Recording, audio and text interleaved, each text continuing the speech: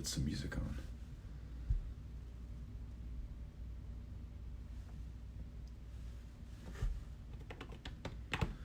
Hey everybody, I'm coming to you from Merrimack, New Hampshire. We just got here. Just left a great meeting in Peterborough, and my friend Arlo just sent me a link. The new Fragile Gang album is out. A plausible and desirable future. So I'll have that on in the background.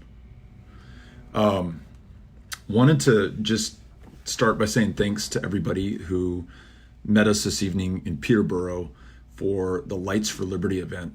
And these are events that are taking place all over the country. You may have participated in them where you live or close to where you live. It's folks coming out and coming together to stand up against the inhumanity and cruelty that we are visiting upon, especially these kids who are in our custody right now. But it also is what we're doing to entire families, to men, to women as well. Somebody in El Paso described this to me as the largest incarceration of children who have committed no crime whatsoever in the history of this country, with perhaps the exception of those Japanese Americans who were interned, imprisoned, incarcerated, held against their will in World War II, solely based on their ethnicity. That's what we're doing right now. And as despicable as that is, as much damage as we are doing to those kids, with the understanding that 6 children who were in our custody over this past year have died. A 7th died shortly after being united with their families. All of this very much on my mind, but obviously on the mind of so many people across this country, and that in the face of that, they're standing up, they're coming out, they're joining forces to make sure that we change this. That's really inspiring and very encouraging to me. And I was thinking about it this way. Some of the people that I have met in CBP detention, or who've been released from detention, who came to this country at the U.S.-Mexico border at, for example, El Paso and Ciudad Juarez, where we meet, where we're joined by the Rio Grande River. They've traveled about 2,000 miles to come to this country. They're fleeing the deadliest places on the face of the planet today. They're doing what any person would do, what I would probably do if faced with the same decision. And I was thinking about the fact that here in Peterborough, New Hampshire, I'm about 2,000 miles from El Paso, más o menos, from the U.S.-Mexico border. And yet here were 150 people taking time out of their lives on a Friday evening to come together and to stand up and to stand for those kids and to stand for this country and the best traditions of this country, and to make sure that at this moment of truth that will define us forever after, that we do the right thing. And that to me is incredibly encouraging. And so I want to make sure that we all take stock of the fact that, tens of thousands of people across this country, maybe more, came together tonight, and the consciousness about what is being done in our name continues to grow. And that's the basis for the change that we want to see. And so I wanted to start by saying thanks to everybody who participated, everyone who organized in Peterborough tonight. I mentioned roughly 150 people came out, a lot of great speakers. My understanding was that it was originally organized by Julie Zimmer. So Julie, who I got to meet briefly and who had me sign a book that she's had all the candidates sign. It was nice to meet you. And then Michael Strand, who also helped to organize it. Very nice to see you again. And Michael afterwards led us to the Post and Beam, which is this really cool bar that is in an old schoolhouse that I think was built in the 1830s in Peterborough, and had been a VFW hall, had been a GAR hall, which I believe was for veterans of the Civil War, and had been a youth center, and now is a bar. And had a chance to meet the owner, Erica, and some of the folks who work there, and then just some of the people who were hanging out. And so great conversations about everything under the sun, including what's happening at the border, what's going on in these detention camps where these kids are being incarcerated tonight all over the country. So again, grateful to everyone who's participating, everyone who came out.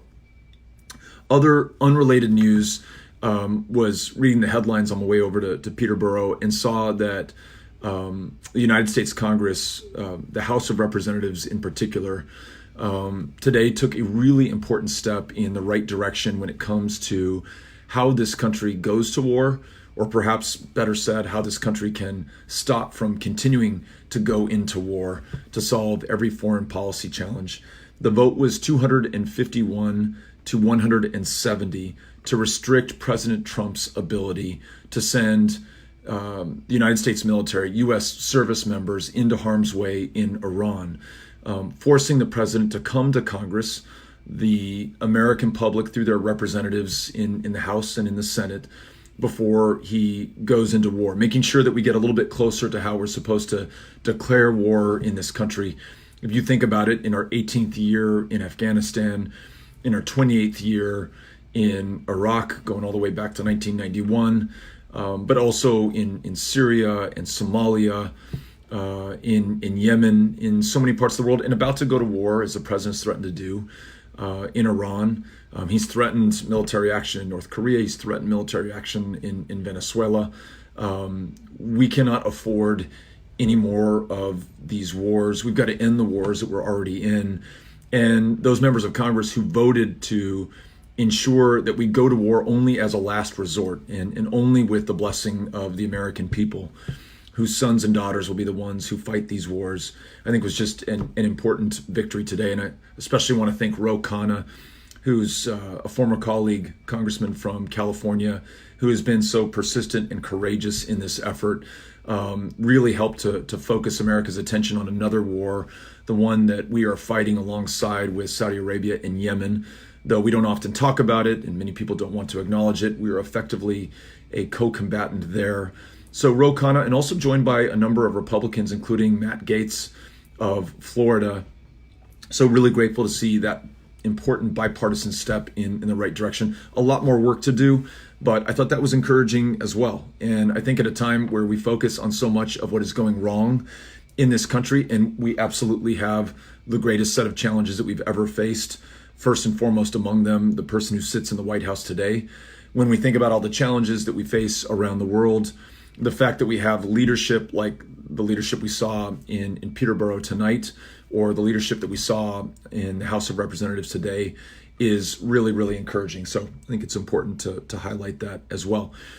I thought before I close off or close out from this hotel room in Merrimack, that I would try to take a couple of questions from anyone who'd like to ask a question, and we'll do my best to read them as they're going across the screen, and they're coming. The comments are coming across pretty quickly, so give me a second. Sean, Marcia, good to see you out there. Pekka asks, when are you back in El Paso? Soon. I all things work out, I should be there next week. Thank you, Ter. Sarah says, great to hear about bipartisanship in Congress. She loves it. There's some positive news out of there. There is every now and then, and you've got to look for it. But when it happens, you got to celebrate it, because it is the only way I think that we're going to be able to move through some of these great challenges, is finding a way to find the common ground and the common cause, and to do the common good for this country. Allison, thank you for the positive comments. Sharon, you asked about coming to Tampa. We were just there, and on this issue of war and peace, we had a great meeting with veterans in Tampa to talk about ensuring that all of us as a country fulfill our end of the obligation when it comes to those service members who have put their lives on the line and literally borne the battle for this country. So sparing no expense in ensuring world-class healthcare for every returning veteran, especially those who come back with post-traumatic stress disorder or traumatic brain injury or military sexual trauma, these signature wounds and conditions of service and combat, but also making sure that we stop going to war all the time, everywhere around the world, these wars that have no definition of victory, no commonly understood strategy, no end in sight. If we really want to have the backs of our service members and honor the service of the veterans who preceded them, then I think it's time that we become much more thoughtful about the way we go to war and what we ask of our fellow Americans when we do go to war. It really should be the option of last resort. And again, encouraged to see some good signs from the House today on this issue. So yes, we will come back to Tampa, but we had a really great, very powerful conversation led by those who understand this issue better than anyone else, the men and women who've actually served in uniform. So thanks for asking. Schuyler says, I hope I'm pronouncing this right. Schuyler just left a Lights for Liberty event. Thank you for doing that. Appreciate everyone who's gone to one of those. That was in Richmond. She says she felt really inspired. Thank you, Pekka, for the encouragement. Let's see. Stephanie says, Beto, can you do more of these end of the day personal live streams? Absolutely. Usually when I'm live streaming with Amy or with Chris and Cynthia or the folks in the van, or you'll see us live streaming from, a roundtable or a public event. I have not live streamed. I don't think I remember live streaming directly alone like this, but I just, there's so many amazing things that we're seeing along the way, not all of which are conveyed through the press or through even our ability to communicate on Twitter or Instagram. So I thought, just in my own words, I just try to describe how amazing tonight was in Peterborough. All these wonderful people who came out for all of these kids and for this country, which depends on every single one of us right now. And then just one thing that I've got to tell you, another kind of positive thing about the day. We were driving, we flew in to Boston from Milwaukee. Long flight, great evening in Milwaukee yesterday with LULAC. Terrific leaders that we got to see and listen to and meet there. Flew into Boston and then had a 3-hour drive to Peterborough. And those of you who are familiar with Boston and Massachusetts and New Hampshire traffic, especially on a Friday during rush hour, it was miserable coming out of the airport for the first hour or so. But as we got into New Hampshire, it just became absolutely gorgeous. And we drove through this light rainstorm. And then, ultimately, we're like 30 minutes out of Peterborough at this point. The clouds parted, the sun was shining through. There was this rainbow in the background, and the rays of the sun were just amazing through this kind of haze or mist that was left over from the rain. And Rob, who's traveling with us and is originally from New Hampshire, said, I feel like I'm driving into heaven. So that was kind of a beautiful moment that I would love to share with you. Just, there's a lot of this campaign that you see through the coverage and even through what we live stream from events. There's a lot that you don't. And so, Stephanie, yes, I'll do a better job of just sharing with you these personal impressions of what it's like to be on the road and to be with so many amazing people and to go to so many beautiful places, and few as beautiful as where we are in New Hampshire right now. Before I let you go, and in the background is Fragile Gang, which is this amazing band originally from El Paso, now based out of LA. They just put out a new record called A Plausible and Desirable Future. So I've got that on in the background. I want to tell you where we're going to be tomorrow. If you are in New Hampshire, we would love for you to join us. We'll be in Amherst tomorrow at 9:30 a.m. and we'll be at 3 High Meadow Lane. 3 High Meadow Lane, and that's in Amherst tomorrow. That's July 13th. Then later in the day with the Manchester Dems, we're going to picnic in Oak Park. So you're welcome to join us. I'm assuming this is bring your own lunch, but maybe we're providing if anyone from the team is watching and wants to comment in. That's tomorrow at noon at 655 Maple Street in Manchester, New Hampshire. Then, okay, hold on one sec.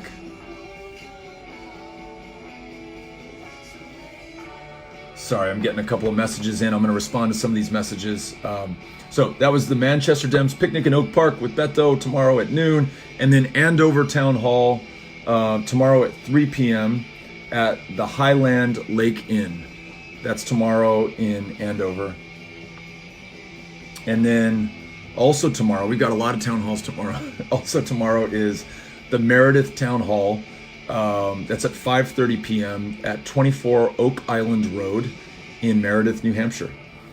And then there's a small chance that you'll see Rob and me running tomorrow here in Merrimack. We're, if we get to bed at a decent hour and get up at a decent hour, I'm going to try to run. It's just absolutely beautiful out here. So if you're in Merrimack, look for us out on the road. And then following day, we'll have an immigration town hall in Nashua at 2 p.m. And you can find details about this on Facebook. And then later in the day, 4:30 p.m. is the Brentwood Town Hall.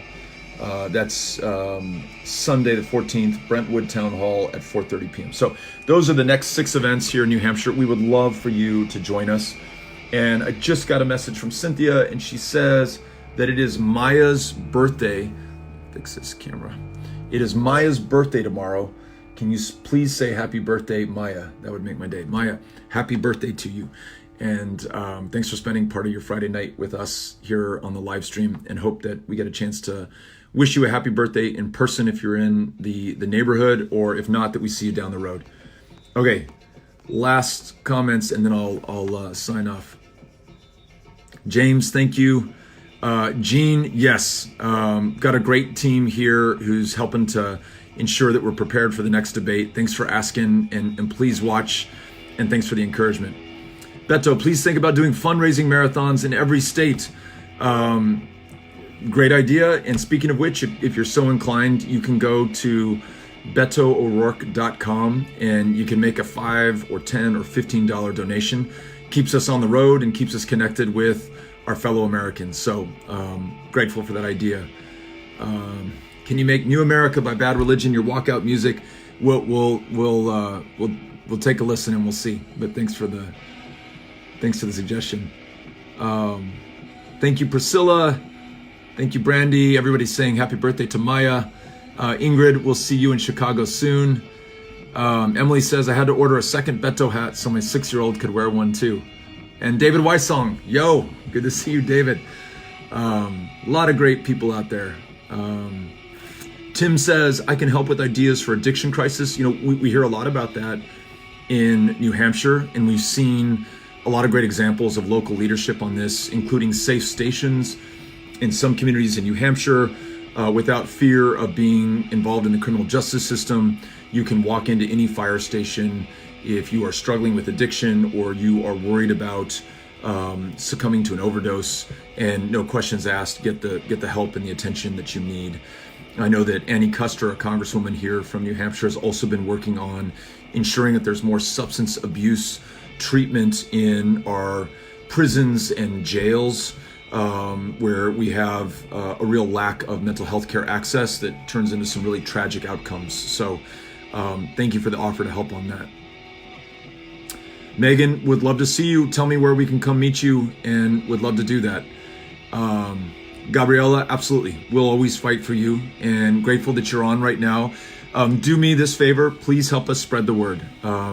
Whatever you see that you like about the campaign, whatever we're doing, those issues that we get to be a part of, like the Lights for Liberty tonight, give that everything that you've got and bring everyone in your life into it. And I guarantee you, not only is that the way for us to become the nominee, the way to defeat Donald Trump, it's the way that we're going to meet every single one of the greatest challenges we've ever faced. So we're all counting on each other. Thank you all. That's great. It's so good to see you all. And I'll do more of these live streams with a little recap of the day and a preview of what we're going to see over the next day. And I'll figure out how to make this tripod stay in the same position. We'll see you all. Buenas noches. And Amy, if you're out there, it was good to spend a couple of days with you and the kids. You sent me a text saying you were going to try to tune in if you got reception where you are. So love you, and we'll hopefully talk with you in the mañana. See you guys. Bye-bye. Adios.